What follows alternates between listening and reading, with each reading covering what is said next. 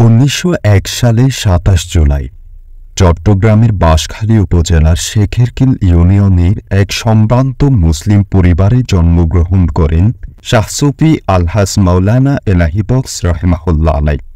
এই মহান ব্যক্তিত্বের জীবন ছিল প্রজ্ঞা ও ত্যাগের এক অনন্য অধ্যায়। মাওলানা এলাহি বক্স রাহিমাহুল্লাহ আলাইহ প্রাথমিক শিক্ষা নিজ গ্রামে সমাপ্ত করেন। পরবর্তীতে তিনি চট্টগ্রাম দারুল উলুম কামিল মাদ্রাসা থেকে ১৯৩০ সালে ফাজিল পাশ করেন। ৫৭ বছর ধরে মিরসরাই লতিফিয়া মাদ্রাসা, পুছড়ি ইসলামিয়া সিনিয়র মাদ্রাসা ও বরঘোনা রহমানিয়া মাদ্রাসায় শিক্ষকতা করেন।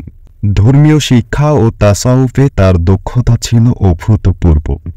তিনি চট্টগ্রামে শাইখুত তরিকত হযরত মাওলানা নজির আহমদ রাহিমাহুল্লাহ আলাইহ থেকে তাসাউফের প্রাথমিক জ্ঞান অর্জন করেন এবং ১৯৫০ সালে পাক ভারত উপমহাদেশের আজমগড়ি সিলসিলার পীর মাওলানা আব্দুস সালাম আরগানী রাহিমাহুল্লাহ আলাইহ থেকে খেলাফত লাভ করেন। তিনি আল্লাহ ও রাসূল সাল্লাল্লাহু আলাইহি ওয়াসাল্লামের সান্নিধ্য অর্জন ও মানব সেবায় নিজেকে নিবেদিত রাখেন। তার বিশেষ কর্মপন্থা মানুষের অন্তরে খোদাভীতি ও রাসূলের প্রেম সৃষ্টি করত। ১৯৯৪ সালে ১৯ ডিসেম্বর তিনি হাজারো ভক্তের শোকের মাঝে আল্লাহর সান্নিধ্যে চলে যান। জানাজার সময় মেঘাচ্ছন্ন আকাশে অসংখ্য পাখি ঘুরতে দেখা যায়। তার জীবন ছিল এক মহান আলেমের এক অনন্য উদাহরণ।